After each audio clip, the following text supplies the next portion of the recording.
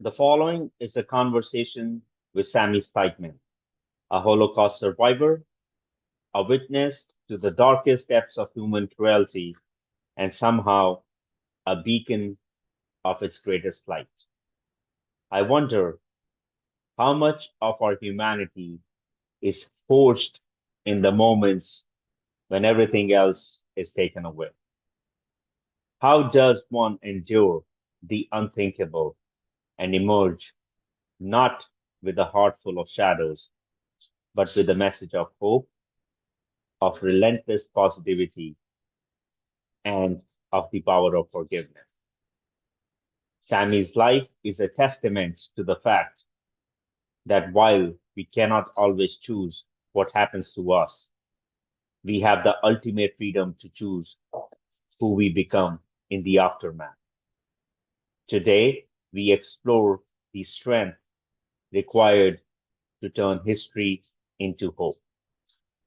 This is the Sit Down with Sid podcast.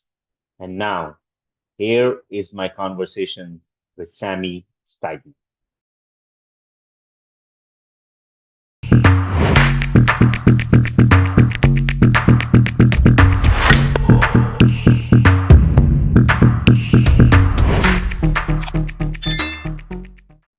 Good morning, good afternoon, and good evening to our audience from around the globe. I'm your host, Sid, and welcome back to the Sit Down with Sid podcast, where we bring people together one conversation at a time. A quick note before we begin. The views expressed here are those of our guests, as we provide a platform for first-hand perspectives on resilience, history, and the enduring pursuit of human dignity. Joining us today is a man who has lived through the darkest chapters of human history, only to emerge as one of the most radiant voices of our time. Sami Steigmann. As an activist, a speaker, and a survivor, Sami has turned a childhood marked by the unthinkable into a lifelong mission of teaching others how to be upstanders. While many see the Holocaust through the lens of history books, Sami offers us a living perspective, one that emphasizes personal responsibility, the refusal to be a victim, and the courage to choose happy hope over bitterness. Sami, your life remains a vital reminder that while history can be heavy, our power to shape the future is even stronger. Welcome to the show. Good morning, Sid. I'm very honored to be with you. You gave a beautiful introduction, and I'm looking forward to have a lot of the questions, okay, from your audience. So Perfect. basically, I'm not only a Holocaust survivor, but Hmm. I'm also a child of Holocaust survivors, which means both of my parents survived. At the same time, I'm an educator. I am also a motivational speaker. And most interestingly, I served in the Israeli Air Force, 1962, 1965. Uh, Besides being a Holocaust survivor, child of Holocaust survivors, what is also very important is to understand that I'm Hmm. also a survivor of life challenges. Okay, all of us go through it. And if I'll have the opportunity, I will talk about two challenges. I don't want anybody to feel sorry for me, but it's just to learn from me how I overcame it, okay, to remain a positive person. I love your enthusiasm and optimism, and as I said, this is an absolute honor for us to have you on our show. And once again, thank you so much. Okay, now let's get into it. I'm going to take you back. Now, you were very young during your time in the labor camp. How have you balanced the memories you hold personally with the historical facts that you have learned later in life? Uh, since my parents and I were deported when I was only a year and a half, Obviously, I have no memories of that period of time. For me, it is a blessing in disguise because I don't have to relive those horror stories like the older generation. At the same time, uh, if you will ask as any survivor, how come you're alive today? Without exceptions, okay, everybody will use luck. There is no rhyme, there is no reason why somebody lived, somebody died. In my particular case, I uh, was never separated from my parents. Number two, I was subjected to medical experiments, which I felt, I feel, and will feel it for the rest of my life. And I will go into details about it. And also, which is very important, because a lot of people have a tendency to stereotype. My life was saved by a German woman. And I started to speak only at age 68. And Wow. I will leave it to the audience to ask questions, and I will go in details. And I want your audience to feel comfortable if I say something and it's not fully understood, because words are very important. Uh, yeah, I want them to feel comfortable, okay, to ask me for with the follow-up question. Got it. Semi, would you like to take a moment before I ask you the questions? Just give a brief background. What age, as you said, you were 1.5 years old when you guys were deported, yourself and your parents. Do you want to tell our audience a brief background about which labor camp you were in? Yes. Because my follow-up question would be actually based on your history, please. From my perspective, unfortunately, uh, people do not learn from history. They see only what is happening today. But nothing happens in a vacuum, and everything is related to the history, how things happen, evolve, and come to the point where we find ourselves here. One of the things that I would like to talk is how genocide and Holocaust happened. Both of them started with words and bullying. You can bully a person, you can bully a group of people. And even today, and this is what's very important for me, especially for the young people, it's their world. They have to make it a better world, a more compassionate one with less hate, more loving. Uh, it's important for them to learn that people did not stand up, and they were bystanders, and therefore there were no consequences, and people what happened uh, without the consequences, things kept escalating in things have escalated to a point of no return. Hmm. So let me start first of all with the fact, and everything started when Germany lost World War One. Uh, there were three punishments in the Treaty of Versailles so severe that the German people lost their national pride. Number one, they had to return all the occupied land. Number two, they could not have an army. I have seen pictures that in the military parade, instead of guns, they had shovels. And number three, they had to pay money to all the countries that they fought against. And that caused inflation. All of us are familiar with the personal inflation. We go to the stores, shopping, the prices go up, the salaries do not raise at the same level. However, very few people know about national inflation or pay attention to it. United States is in debt of $38 trillion. Nobody knows what $1 trillion is. Okay, and our kids, grandkids, great grandkids will have to pay for it. Not only us, but our children, grandchildren, great grandchildren. So the other thing is also very important to remember that the hate groups. They start very, very, very small, and we dismiss them. And because we don't react in time and appropriately, they gain power, and comes a point that it's very difficult to get rid of them. That's exactly what happened with the Nazis with Hitler.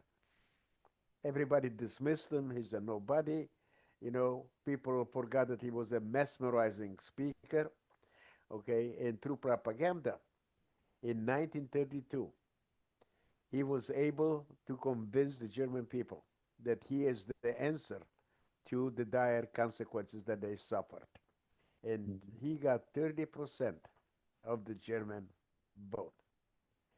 Uh, so what happened is, when we go through a difficult time, a trauma, instead of taking responsibility, okay, we have a tendency not only to blame somebody or circumstances, but as a nation, we find somebody to blame. So, because of the situation, Hitler came, and his minister of propaganda, Joseph Goebbels, and he said a lie told long enough becomes truth. And he started to blame two groups primarily. Number one, you may be surprised, it was not the Jews, it were the communists. Everybody was afraid of them. The Jews were, okay, hated. And the people bought it, okay, and therefore it was easy for them, okay, to accept whatever Hitler and the Nazis said. The German people, even today, I was in Germany 3 times, are law abiding citizens. In all the tragedies in the world, genocide, Holocaust, started with words. We have to be very precise, uh, because we use many times the same words. However, we interpret it in a different way depending on our background, how we relate to it. So the Germans are law abiding citizens. To understand what I mean by that, in the United States, when I say 65 miles an hour, that is the benchmark. In Germany, it is the speed limit.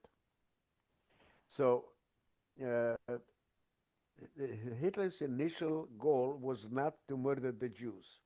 He wanted to have a Germany free of Jewish people, Judenfrei.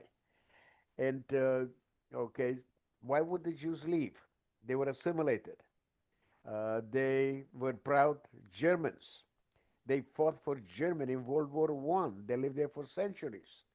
So to make him leave willingly in 1935, he came out with the Nuremberg laws, and among other things, okay, he said, okay, it was part of the law, Jews, do not associate yourself with your Jewish neighbors and with your Jewish friends. And because it was the law, the Germans felt, okay, proud to do that. But they were not violent yet. There were, harassments, all kinds of things, but they were not violent. Uh, did people know what's happening? Yes. Uh, comes the next stage. And in the next stage, okay, on the PR, they were very successful with the Berlin Olympics, 1936. And in Mhm. 1938, they annexed, not occupied, annexed Austria, which became part of the Greater Germany. In November 9 and November 10, there were two riots, 2 days of riots, sponsored by the state. And they murdered over 100 Jews. They destroyed over 7,500 stores and synagogues and put in prison 30,000. That was the first time that the Germans became violent against the Jewish people. I'm not going to repeat anymore, okay? There were no consequences, and that's why what's happening today. And came the next stage, 1941. No, I'm sorry. September 1st, 1939. Uh, the Nazis, the Germans, broke their agreement with the former Soviet Union not to attack each other, and in Operation Barbarossa, they attacked the former Soviet Union from the west in an area which today is Ukraine. Behind them were special mobile squads. They were not fighting forces. Their only job was to murder Jews, Russians, and other minorities. They were called the Einsatzgruppen. And in Ukraine, they murdered, with the help of the local people, they murdered 1.5 million Jews. And behind the Einsatzgruppen were the Romanian troops. What happened is they annexed an area of the former Soviet Union called Transnistria, and that became part of Romania. And uh, my parents and I were deported by the Romanians, not by the Mm-hmm. Germans. Okay, and I was only a year and a half. And if you ask any survivor how come you're alive today, everybody will say, almost without exception, luck. My luck was that I was never separated from my parents. I was Mm-hmm. subjected to medical experiments, and a German woman saved my life. Uh, so this was sponsored by the state, all the riots. It was not just a simple riot. What happened is, comes uh, June 22nd, 1941. Uh, they annexed Poland. World War II started, and Poland became part of the greater Germany. Now, in Germany proper, they did not want any Jews. But in Poland, they found 3.3 million Jews. What do you do with them? And that came the idea with exterminating them. Again, things escalated, and in January 20, 1942, 15 high-ranking Nazi criminals got together in Wannsee, a city Mm-hmm. that today is part of Berlin, and they decided the final solution to the Jewish question. And that is the official date, January 20, 1942, okay, of the Holocaust, and also the first time that he started to build, okay, the death camps. So we have to know history. And without knowing history, we don't know how to react to what's happening today, and history will repeat itself. And it's very important to speak to people that are not indoctrinated yet, because once they are indoctrinated, it's almost impossible to bring them to critical thinking. So I start with fourth graders. Obviously, I will also speak to first graders, second graders, third graders, but because being so young, with them, I talk about bullying and hate. Okay, so I started talking about the Holocaust primarily with fourth graders. But we also have a tendency to underestimate the intelligence of the very young people. And if we have time, I will tell you one of the greatest experiences that I had in speaking to young people, and that was with second graders. So we should not underestimate, as parents, the intelligence of very young people. Uh, Let me do something else, and then, okay, obviously you can ask the questions, or your audience. My mother and I were born in an area that does not exist anymore, called Austro-Hungarian Empire. There were many areas, and one of them was called Bukovina, which belonged to Romania. My father, on the other hand, was born in Romania proper. Uh, I was born on December 21, 1939. Uh, once we were deported in an, like I said, an area called Transnistria. I was there for 2.5 years. The camp was liberated by the Russian army, and it became again part of the former Soviet Union. But because they were deported by the Romanians in 1946, the Romanian government allowed a very small group of Jews from the former Soviet Union to repatriate, to come back. My Hmm. father, being an anti-communist, decided to go back to Romania and for whatever reason settled in a very small town only about 35, 36 years ago. It actually became a city. And that's where I lived until 1961, when after 12 years we finally got the visa to go to Israel. Okay, proudly I served in the IDF, in Air Force. And in 1968, without money, without the language, I came to the United States. So I know something about immigration. I know about other subjects involved in it. So, Sid, okay, ask me Uh, another sure. question.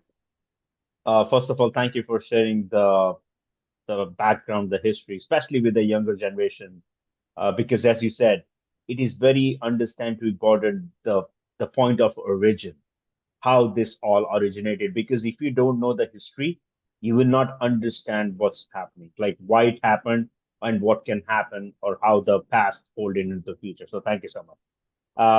Now, your journey did not end at liberation. From the struggle of escaping to Romania to your move to United States, and then eventually your time in Israel, as you mentioned. How did living in such different cultures shape your understanding of what it meant to be home? Okay, well, a lot of people are afraid to talk. They are also, for instance, because they don't have a lot of details, they feel that they have nothing to say. Everybody has something to say. And I will explain, okay, when I started to talk. Actually, only in 2008. What happened is the Holocaust must be taught forever and ever. From my personal perspective, unless somebody can convince me otherwise, it's the best example what hate can do not only to a person, but to a group of people, to a nation, and to the world. The whole world was involved in trying to annihilate only one group of people, the Jewish people. Uh, so therefore, the Holocaust must be never. They are very interesting information. There was one thing that shocked me in 2013. There were two articles. One of them was in Daily Mail, London, and one was in New York Times. The Nazis and their collaborators had 42,500 different type of camps. Not all of them were barbed wire. And of these 42,500, by the way, in the meantime, we will never know the full extent what happened during those days. They discovered additional mass graves that the world never knew until then, and today there are over 44,000. But only six were death camps. And this is Auschwitz-Birkenau, Treblinka, Belzec, Sobibor, Chelmno, and Majdanek.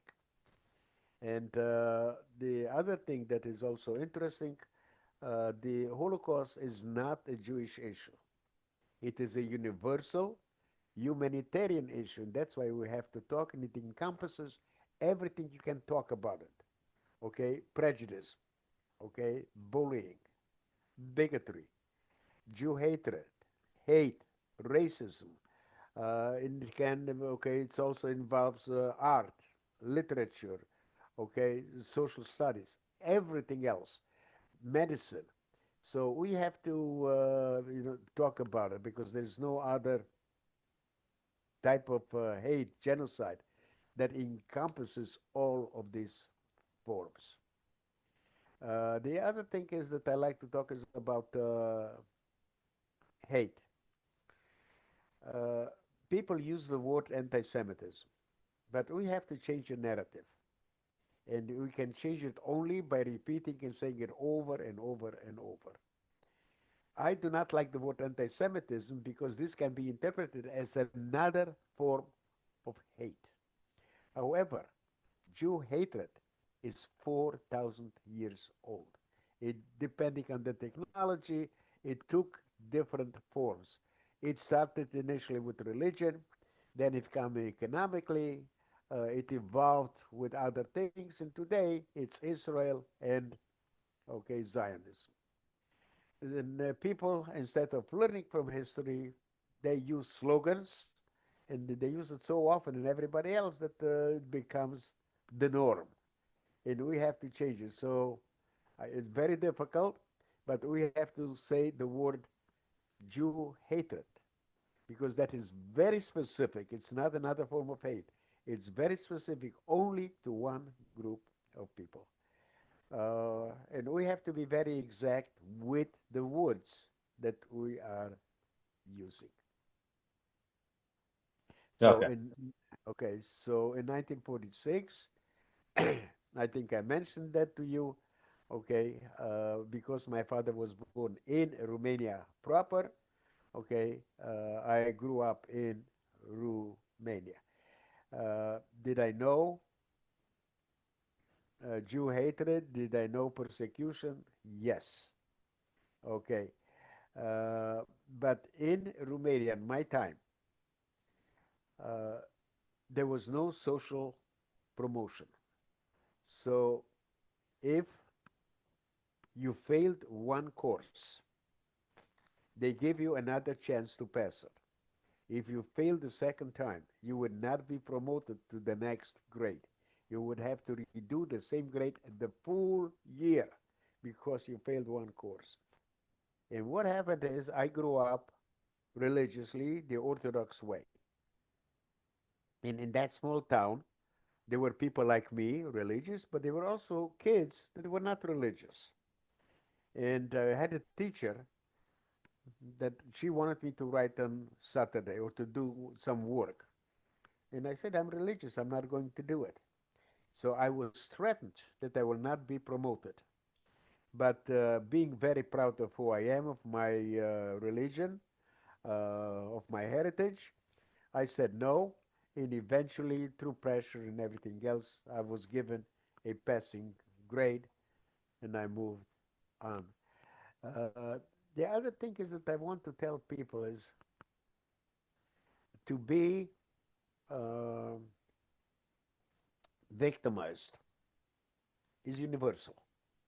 Nothing happened, it's happening, it will happen. However, to victimhood is only, how shall I say it, optional. Nobody can make you a victim. The only person that can make you a victim is you yourself.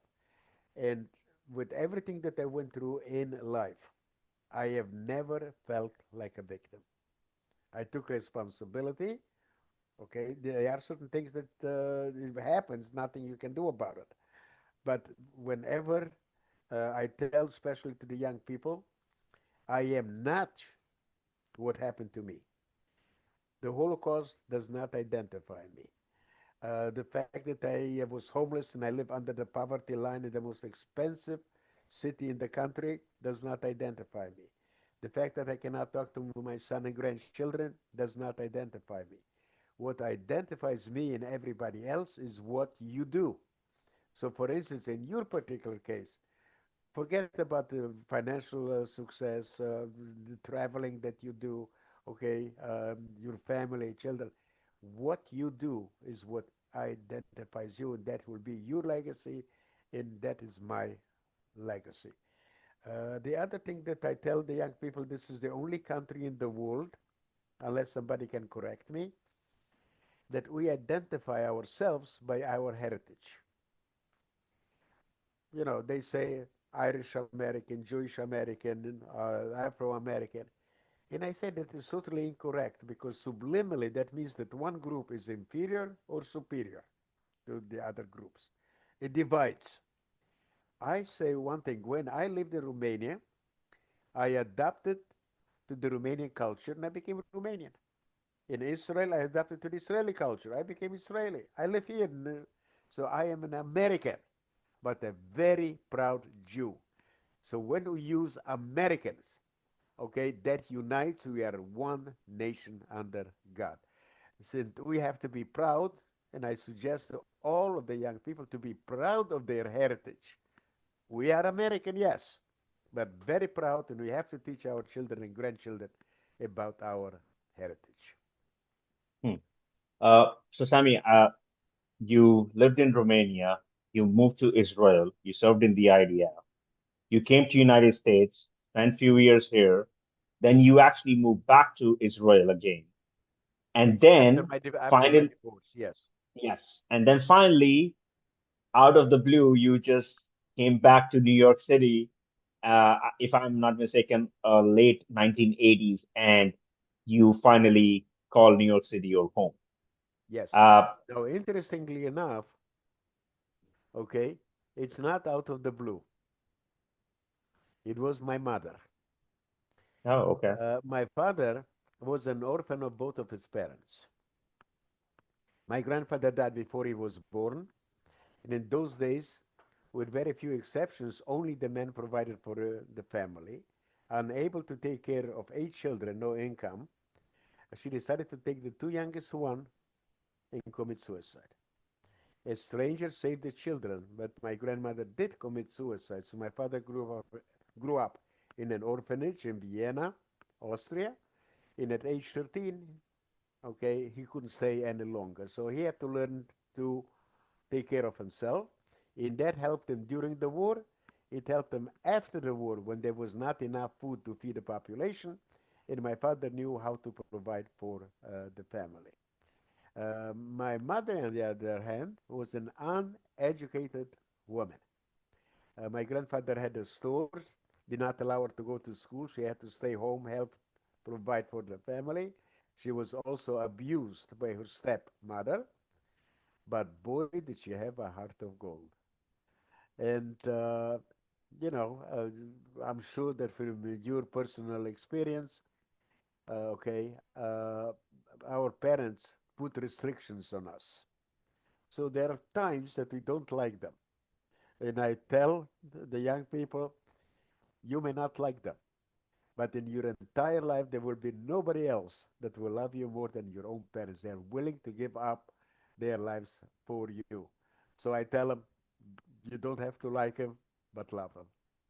And I took my confidence from my father. I took my sensitivity from my mother.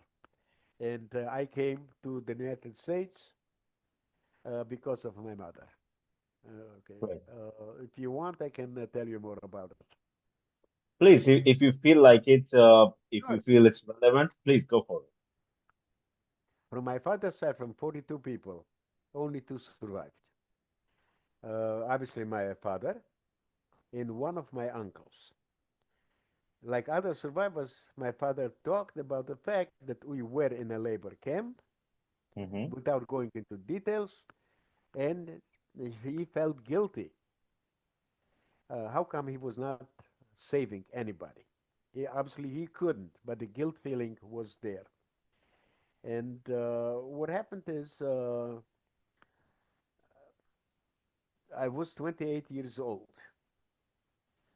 And my mother, being very sensitive, she said, Sammy, you're 28 years old. Today, people get married later in life, but at that time it was normal to get married earlier. And she said, okay, you're still single. Why don't you travel? And I have lost my interest at that particular time. So she enlisted my father's help, and at every occasion, they kept bugging me, why don't you travel? Why don't you travel? And I am the type of person that I like to compromise. But it has to be a win-win. And I knew that at that particular time, to come to the United States where my uncle lived, it would take 5 years because the quota was based on the country of origin. In my passport said at that time that I was born in the former Soviet Union. So I said, it's a wonderful compromise. Who knows what happens in 5 years? And my parents will get off my back. For whatever reason, in a very short period of time, okay, they changed the immigration law and it was based on the profession. Why they needed accountants, I have no idea. But I got the visa and I said, America, Sammy is coming. Okay, totally unprepared and without the language. So it was an interesting period of time adjusting to the American culture. Okay, and right now, like I said before, I'm a proud American. I'm not a Jewish American. I'm not an Israeli American. I'm not a Romanian American. I am an American, but I'm a very, very proud Jew. Perfect. You had mentioned previously before that you are not a victim, and one thing that I appreciate about your outlook and optimism towards life is you often say, "I am not a victim, I'm a survivor." And you said that what you do is what defines your legacy. My question to you is that was there a specific turning point in your life when you decided to stop letting your past define who Sami Steigman was? Believe it or not, a second grader changed my life forever. Wow. No, it was no, I'm sorry. It was a sixth grader.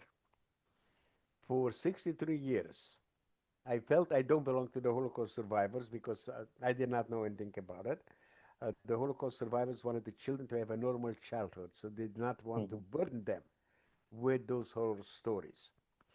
And I, being so young, had no memory of that period of time.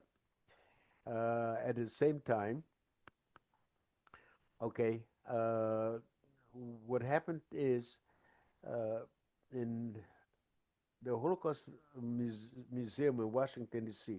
closed its doors for 16 years in a row for 2 days every Mhm. year, okay, to the general public. It opened it up only to the Holocaust survivors, their children, and their liberators. I never went.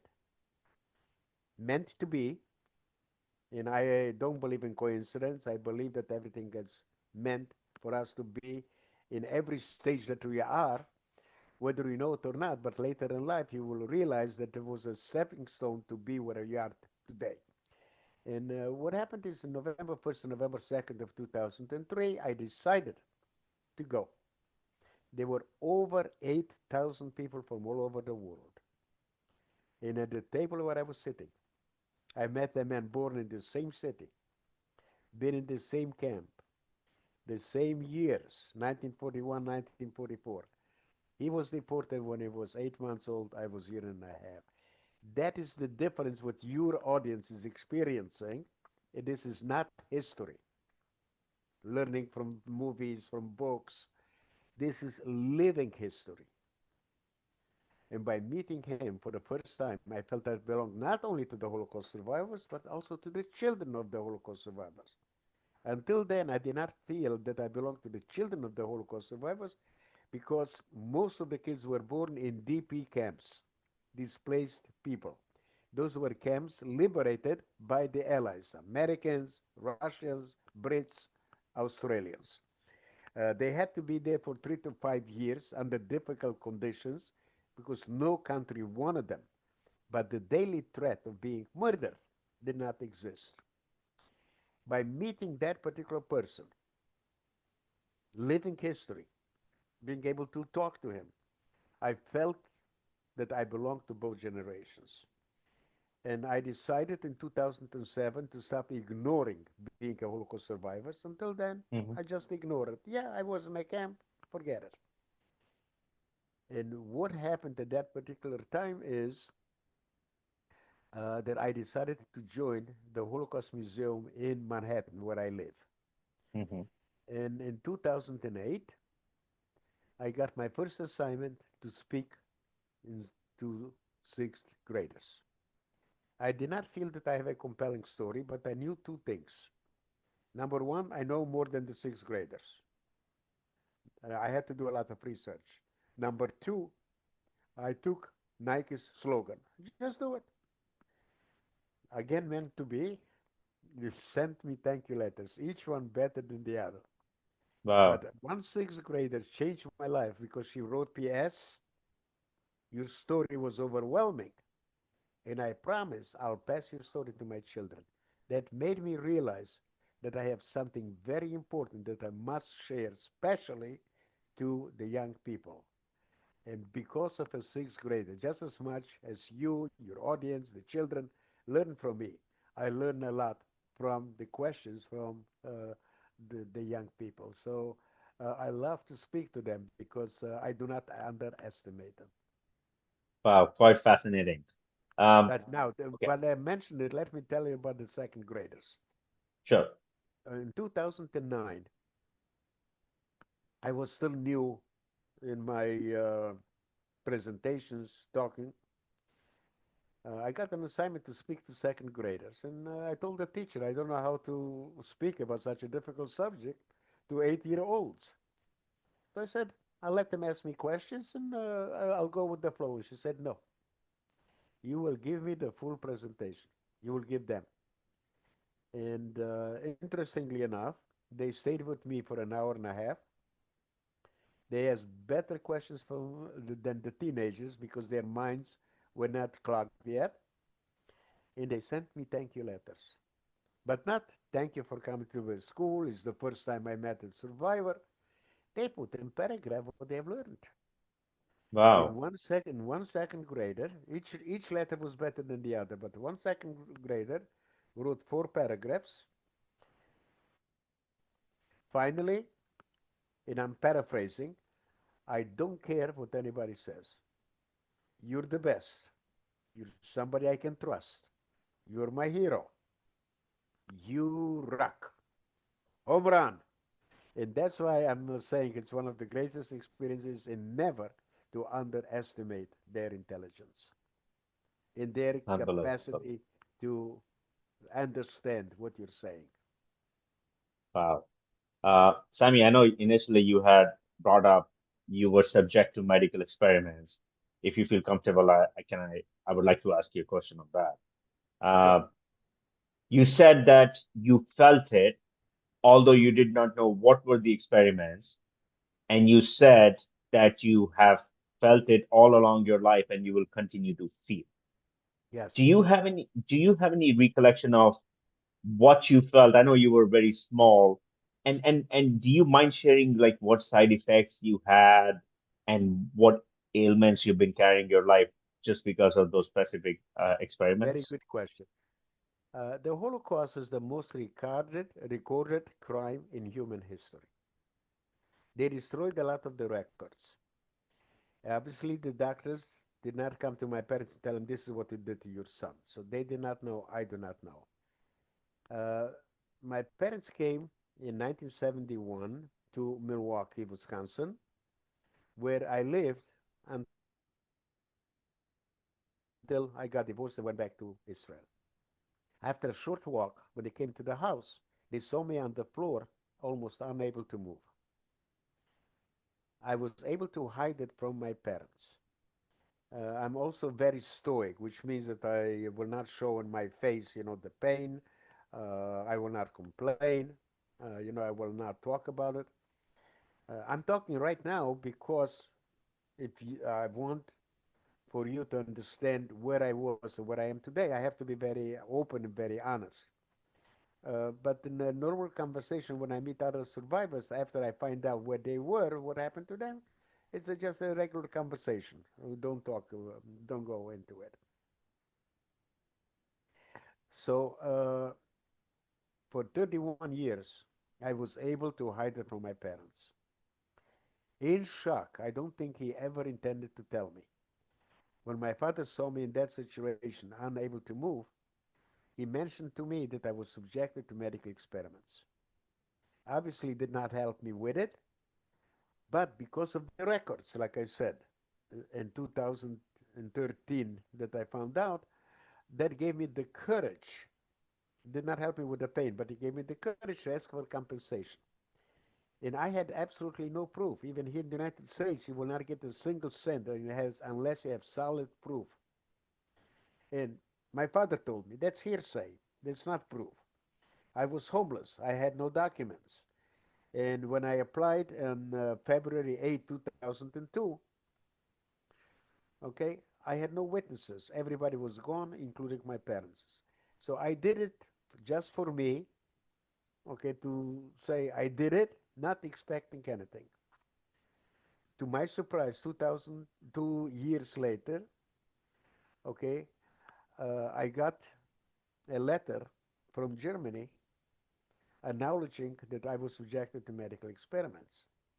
To my shock, I got paid. It was not based on what I wrote, it was based on their records.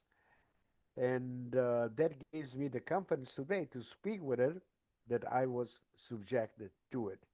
The amount of money was not that great. It was about 5,000 plus money. At that time, $5,000 was a good amount of money. Okay, but still not for everything that I suffered will suffer. Uh, but the other interesting thing that people have to understand, uh, the reason they could not find a cure in my particular case is because I have, am, and will be suffering from head, neck, shoulders, and back. Today, because of my age, I'm 86 years old, I have other issues not related to it. And because it's not localized, I don't know where it starts, how long it will be there, where it will go, how painful it is, and everything else. So there was no particular cure in my particular case. Um, if they wanted to do something for my head, okay, then my back hurt. They did something for my back, my head hurt. And the doctor, the neurologist, was a friend of mine. I said, "Can you do something that it relieves the pain on both sides?" He said, "No." Mhm. I said, "You're my friend. I thank you. Goodbye." And I left the hospital. Okay. And about 50 plus years, I have learned. It was very painful. It took me about close to 1 year. I decided to learn to live with the pain without using medication. And today, very proudly, I can tell you that I am not using, okay, painkillers. Wow. And were you ever curious to go back? I don't know if the records were burned by that time or look at the archives or something, because some of the places they do have archives back from those days, you know. Were you ever curious to go back and find out your own self? No. Number one, it's almost the Nazis and their collaborators destroyed a lot of the records. It's a lot of money, time, and it's negative energy. It's not going to help me with the pain. Okay, with my Hmm. age, it subsided. It's not as strong as it was there, so it won't give me anything. Okay, so I change instead of having negative energy, I change it to something positive, and this is to educate the next generation. By the way, there were many people, I don't know specifically to whom it was attributed, they asked a very famous violinist, "How do you go to Carnegie Hall?" And with a smile, he said, "Practice, practice, practice." So right now, there is a lot of hate worldwide. And the young, especially the young people, they are indoctrinated and they use slogans. They many times don't know exactly what they're talking about. So I'm saying the only way that we can combat, okay, the hatred that exists today is only through education. There is Hmm. no other thing, and this has to start when they are very, very, very young, because once they're indoctrinated, it's almost impossible to bring them to critical thinking. Sammy, you also advocate for being an upstander rather than a bystander. And in a world of keyword activism, what does being a true upstander look like today to you? Okay. Well, depending on the age, Okay, but I say the reason genocide and Holocaust happened or is happening today. By the way, Holocaust, in my opinion, I have survivors that will disagree with me, which is fine. Uh, Holocaust will never happen again because the technology, nobody will be able to say, I did not know, I did not see, I did not hear. Everything right now is instant. So the annihilation of a group of people cannot happen, in my opinion. Genocide, the murder of a group of people, yes, and it's happening today, and it happened many times. Uh, so, say it again. What was the I question? was talking about you advocate for being an upstander rather than a Yes. bystander, Okay. and Right. what does to So, okay. So upstander look like today? one of the things I'm saying is, when you say injustice, and I, as a Jew, I'm not talking about Jewish people only. I am talking, for instance, about any form of injustice. Okay, if you are silent, you are helping the perpetrator to keep doing what they're doing, and it will escalate. As an upstander, you have to do whatever you can within your means is to stand up to the injustice that happening. So an upstander is we cannot do everything, but we can be part of an organization, part of a group. You can help other people, in need. There are many, many ways that we can help. And if we do it together uh, as a nation, okay, things will not go further. I'll give an example. In 1938, there were 2 days of riots sponsored by the state. Uh, and it is known as, okay, today as Crystal Nacht, the night of the broken glass. In Germany, in Austria, they murdered over 100 Jews. They destroyed over 7,500 stores in synagogues and put in prison 30,000. And whether anybody knows it or not, each one of us, regardless of age, can make a difference. In my particular case, I told you a sixth grader made a difference in my life. And there was a priest that found out about it, that the mentally and physically ill were considered a financial burden to the state. So they used to do medical experiments on them, so-called pseudo-scientific. They were not scientific, and at the same time, they murdered them, primitively gassed them. And when he made it public in Germany, there was a big outcry, and the killing stopped. But not before they murdered over 200,000 mentally and physically ill Germans. And you may be surprised, your audience may be surprised. Nothing happened to the priest. So when you are an upstander, when you're not afraid to talk, okay, people will listen. Okay, the perpetrator will attack only if you are weak. And I also like to uh, bring the past and the present together. Today, a lot of the hatred is against Jews, not very specific just to the Israelis, but and it is has to do with Zionism and with the state of Israel. Here I say, during the Holocaust, Jews died because we did not have a country.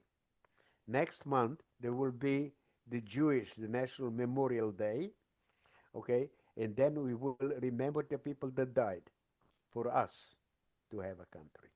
And this is bridging the past. You cannot move forward if you don't have, okay, a base that you go from there to learn from the past and to move forward.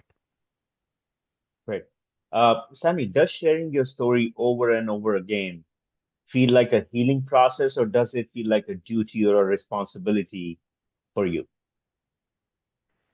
It, uh, For me, talking and educating the next generation is not a hobby. It is not just a responsibility. It is my mission in life.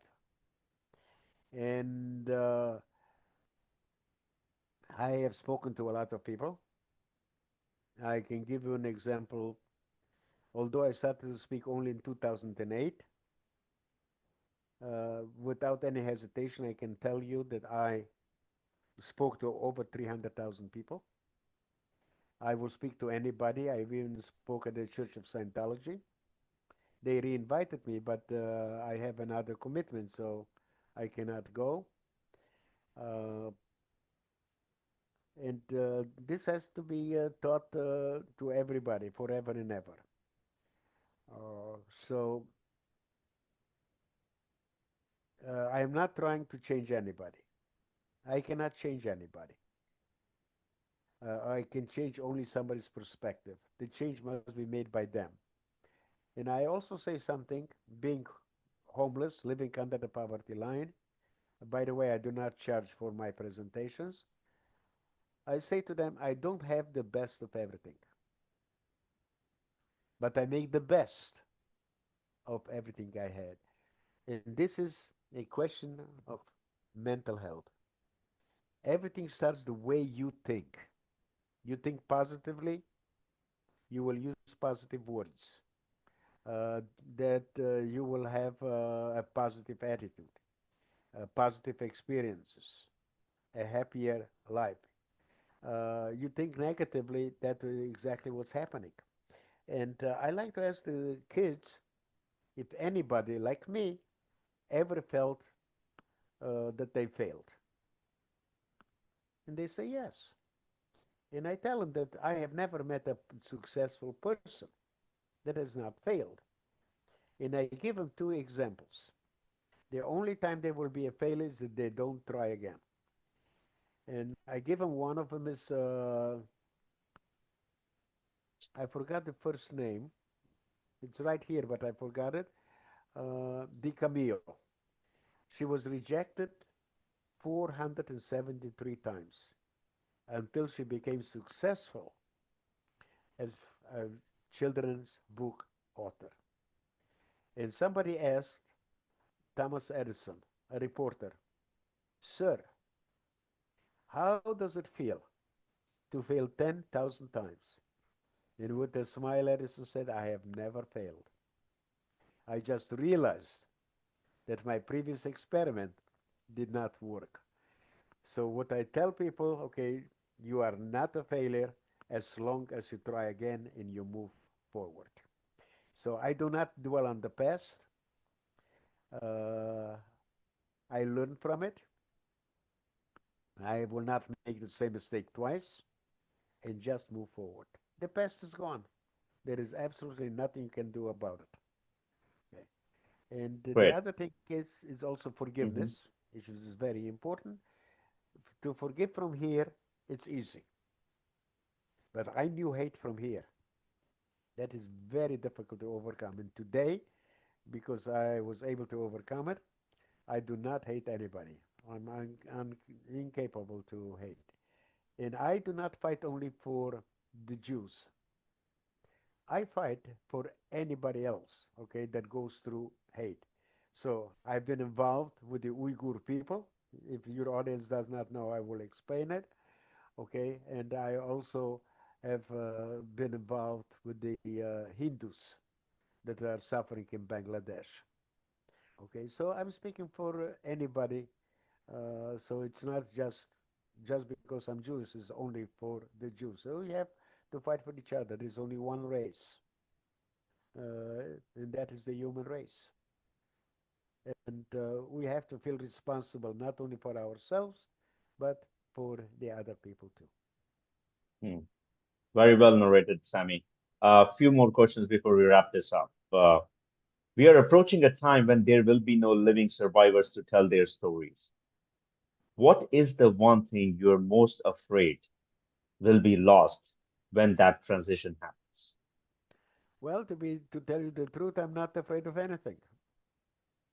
Okay, I've spoken to enough young people, and I am convinced, and it's an unshakable belief that the young people, okay, will learn from history and they will make it a better world. It will get worse before it gets better, but everything is cyclical. Take a look, for instance, global warming, right? Everybody talked about it for years, spent a fortune. What happened this year? Where is the global warming? With the cold winter that we had and everything else. So everything is cyclical. You have to realize that. And okay, uh, things will get worse. There is no question in my mind. But eventually they will get better. Uh, there are many examples that we went through some difficult times. We will go through some difficult times. Uh, but I am totally convinced in all the changes in the world have been accomplished by young people. Okay, and that's why it's very important to educate them before they are indoctrinated. And there are many examples that I can give, but being limited, by the time that we have, okay. Uh, if you want, I will just tell about only two life challenges. I Please, don't want anybody to feel sorry for me, but just to learn from me how I overcame to remain a positive person. So number one, I was homeless. I tried to commit suicide. I live in the most expensive city in the country, okay, in Manhattan, with an income of $1,604, and I still smile, okay. How did I overcome it? Is by volunteering. And when you help other people, whether you know it or not, you are helping yourself. I used to volunteer when I became homeless. I had no support system, and when I started to volunteer, okay, I helped myself. And I can give many examples, but the interesting part is the second one is I, uh, I my son does not want to talk to me, does not allow his children to talk to their grandfather. How do you overcome something like that without being bitter, angry, being able to listen to the joy that other people my age have with their grandchildren, great grandchildren? Is we all have a want and the need. A want does not have to be fulfilled. Well, my want is to go to Australia. I cannot give you a good reason.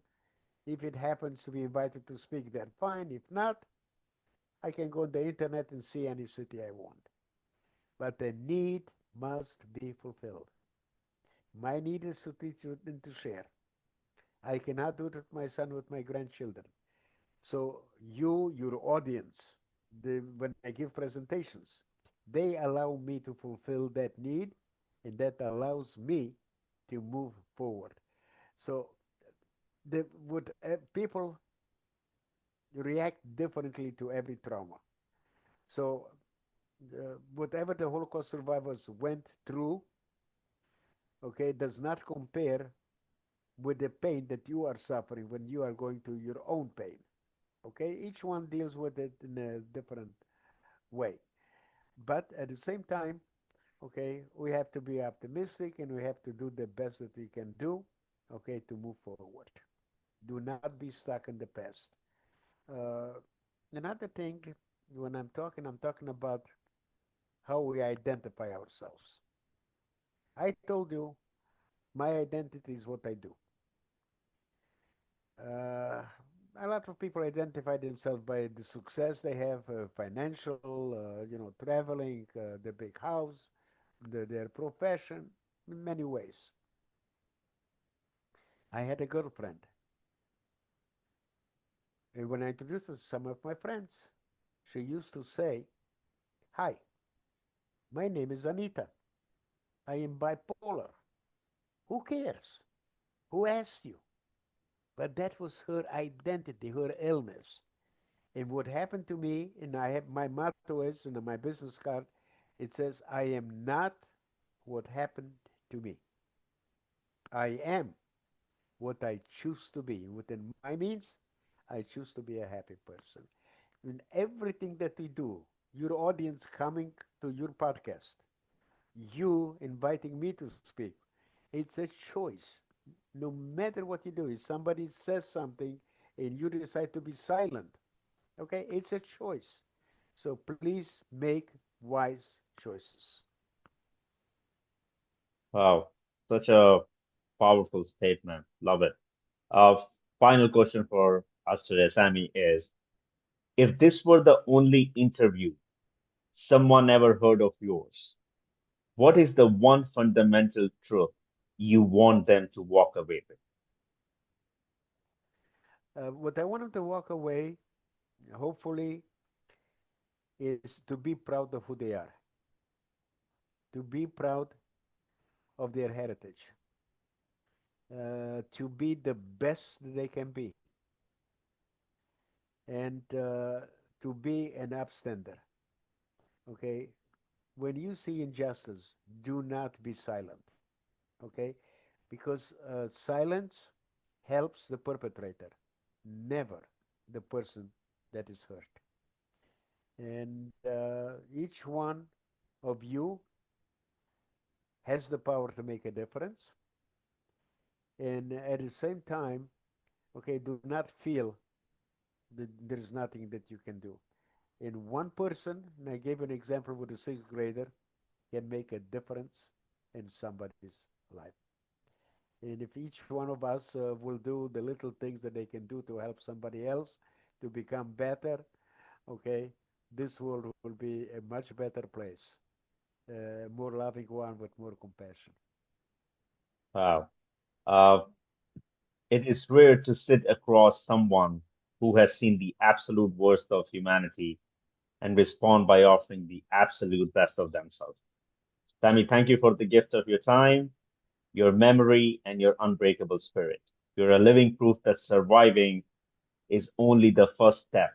The real work is in thriving and becoming an upstander for those who cannot stand for themselves. To our audience, if this conversation moved you, please share this episode. By spreading the word, you ensure that you are not just a witness of this story, but an advocate for the lessons it carries. Our collective attention is what keeps the light of advocacy burning. Sami Steigmann, thank you so much for being with us. And thank you, okay, for what you do and how you do it. And I'm very honored, very proud to be part of you, okay, and part of your audience. This is a great honor. And to the young people, I do something that nobody else does it. But I believe that the military, that every young person should be in the military because the military teaches you camaraderie, teaches you discipline, and at the same time, uh,